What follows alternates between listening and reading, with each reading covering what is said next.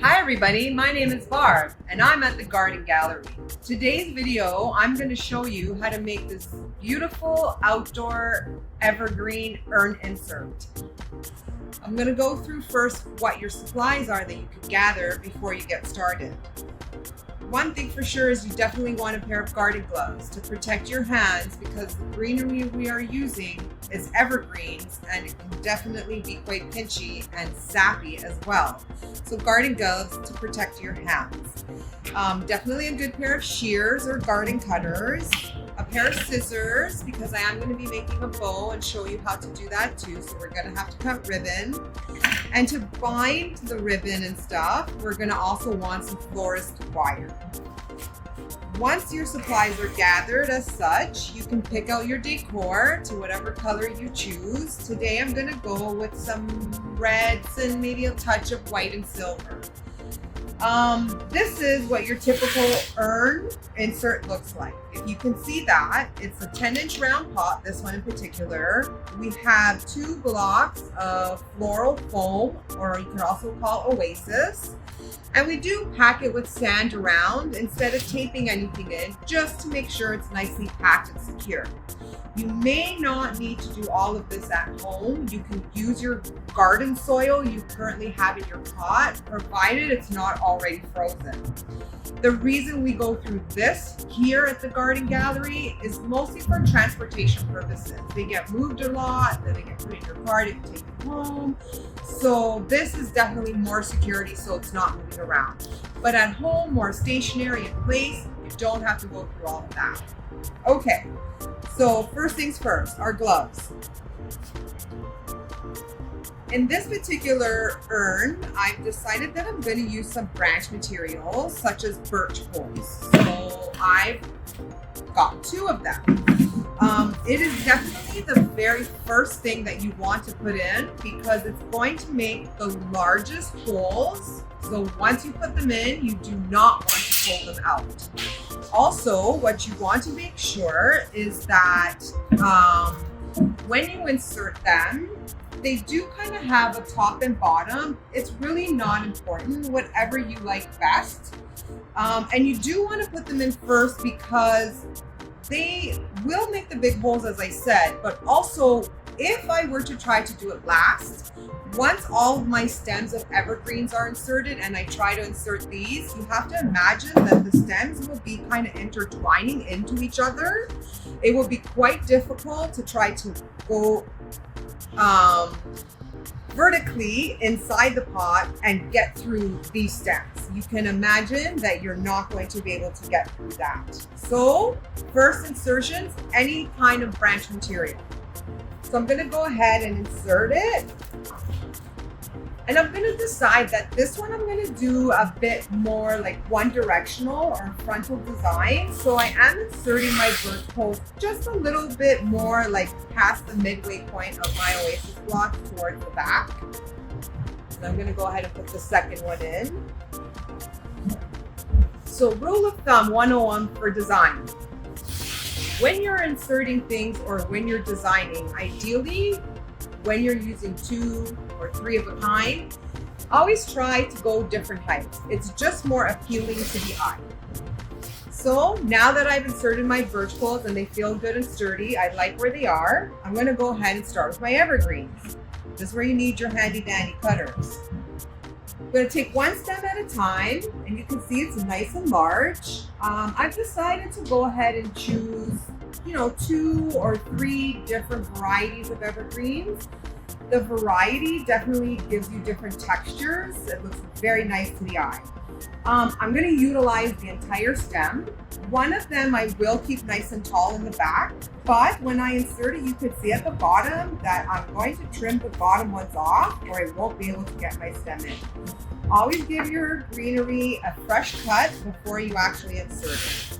So I'll face towards you. So the first one I'm going to put in the back. And I'm just going to utilize the short ones that I cut, maybe along the bottom and the front and the sides, because we don't need super long ones there. And I'm just going to keep going with this method, trimming and cutting the ones on the bottom first and utilizing those.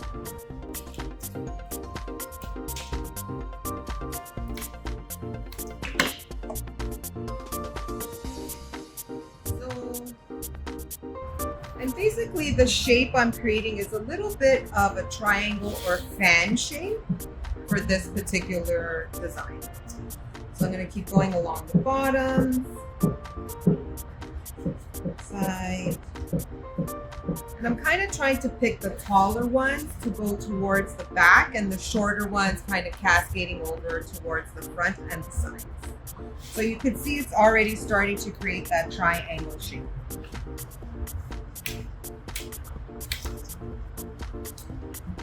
And you can see, like, I am literally utilizing every tiny little piece of greenery that exists here.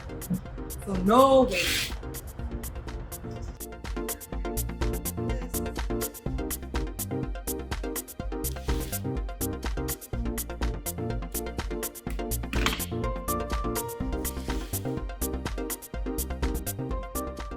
I feel I've got a good amount so far, because don't forget, it doesn't have to be full yet. I'm going to utilize a few different types of greenery. So this one in particular is Douglas fir. I'm going to introduce a new evergreen, a totally different texture, and this is BC cedar. And I'm just going to keep following the same pattern that I've developed, or skeleton if you want to say, that I've already started. So shorter pieces along the bottom.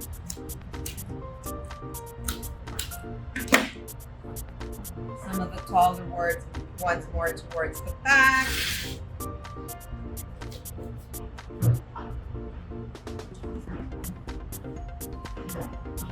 And I always tell clients, when you're building your own urn, don't be so picky or particular when you first start or as you go, because as you can see, the more greenery you put in, the more layers you build, the more texture you start to create.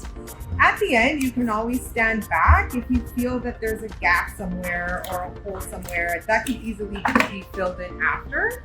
I'm just going to give a little spin so that I can see what I'm doing. And wherever I see that requires still some greenery, to kind of fill the space, that's where I'm going to insert my stems.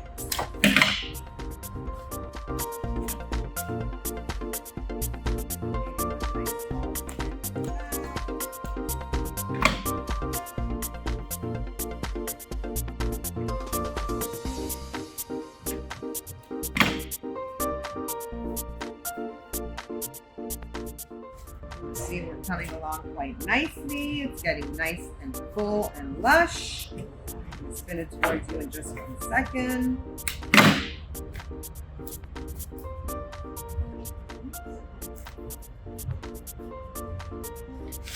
So that's where we're at so far, and we've only incorporated 2 different types of evergreens. I think I'm going to put a third just to give it that little extra texture.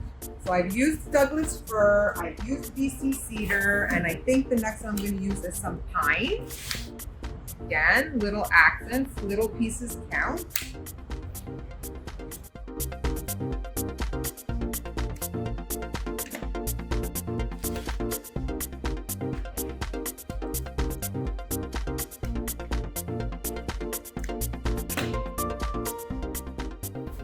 Tall ones in the back here, some more around the front.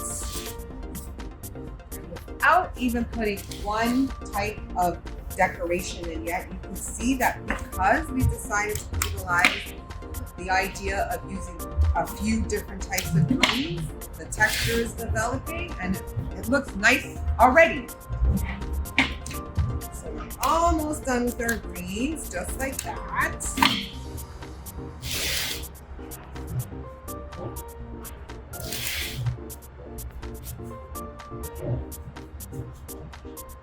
Now that I've spun it to the back, you can see that you can see still some of the oasis and some of your mechanics. So we are going to fill that in because we do want them to look complete and professional.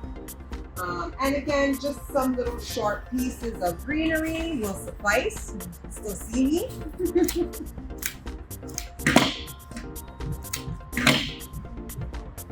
And you want to tuck it as close to the pot, upright position. That will give you the best coverage.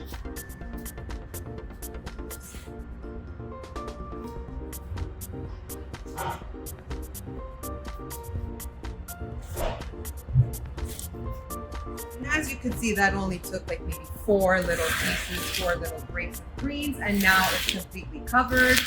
So that even though the back doesn't have to be appealing, because more than likely it's going up against your garage or a pillar or a wall of your house, still want to have that professional finished look. So we will go ahead and complete that. And now we're ready to start decorating. And you can see the basic shape, as I said, is a bit in a triangular position. Nice, full and lush of greenery. So now we'll talk a little bit about Design 101. When you are designing, you can use an item that is one of a kind, one single item. Ideally, we would call that a focal point item, which means you're only going to have one of that one item. You're always going to have everything else in multiples of at least 2 or 3 or 5. You kind of want to use, anywhere where you're developing a certain pattern and shape, again, sticking to what you have. But item of a kind is always going to make your eye go towards that, because it's the only one like that. And that's why we call it a focal point. In this particular case, I decided to use a really pretty red point setup. And having said that, I think I'll put him definitely towards the front. Once that is done, I'm going to utilize some berry stems. I've got berries, I've got some balls, I've got some pine cones. And so that's what we decided. And of course, I'm going to show you how to make a nice ribbon bow. The cool thing about everything here that stems like a berry is everything is wired. So you can take it apart. And the reason why, like I'll show you just to rip it apart, is because once we do that, our 2 berry stems, since I'm taking a nice break off each one, I can now wind together, take one of my handy dandy florist wires and just wind that around, add it on a stick or skewer of any kind, and I'll just wire that to secure it on the actual dowel or skewer. And it's just to kind of realize that you can make more and get creative.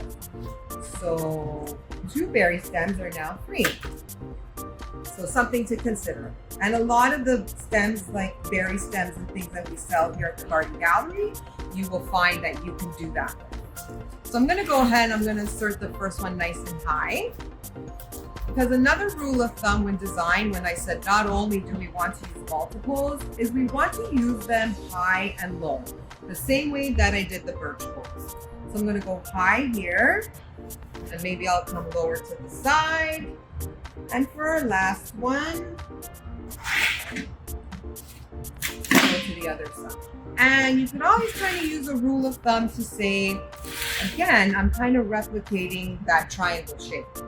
I'm going to come in and do the same thing with the balls. I'm going to go a little bit to the side. One down low. Just don't forget we're going high, low.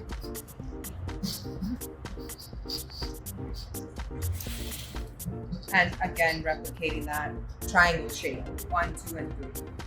If you are doing multiples of 2, which I'm about to, say this beautiful big pine cone, again, follow the basic design concept. 1 higher and 1 lower. And I'm gonna kind of keep them a little bit together, centralized, like so. And last thing I think I'll add in is a nice bow or ribbon. And I'm gonna show you how to do that real quickly. So because I decided to really show you a more difficult style in the sense that this particular ribbon I chose is not two-faced. Two-faced means that it shows the decorative side on both sides. This one doesn't. It has a front and a back. And the only difference is that when you are making your bow or ribbon, First, we'll decide how long we want the tail. And you zigzag, just kind of pinch it between your fingers. And you make your first loop. And you can decide on the size that you want. Now, because it's frontal facing or one side ribbon, the only thing you have to remember to do is give it that half twist so that now the nice side of the ribbon is facing you. So pinch, pinch, pinch towards the center, half twist to turn the ribbon, nice side of the ribbon, back towards you. And we'll do that 3 or 4 times. And the key to succeeding in making a bow is always keep your fingers pinched in the center. Never let that center go, because if you do, the whole thing will definitely fall apart. So I think, and it could be odd, even numbers, really depends how big you want to go. I'll do this one in 5s.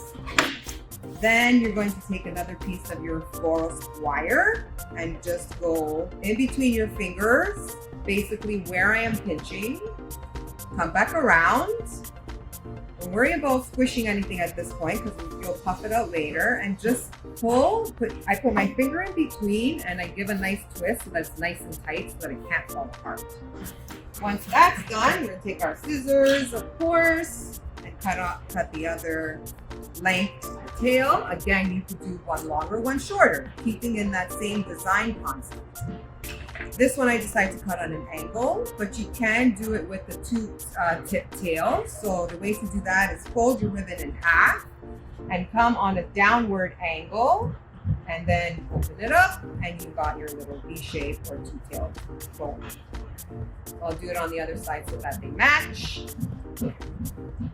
Once that is done, of course, we're going to take another dowel or wood skewer and we will attach the ribbon to the dowel just by twisting around the wire.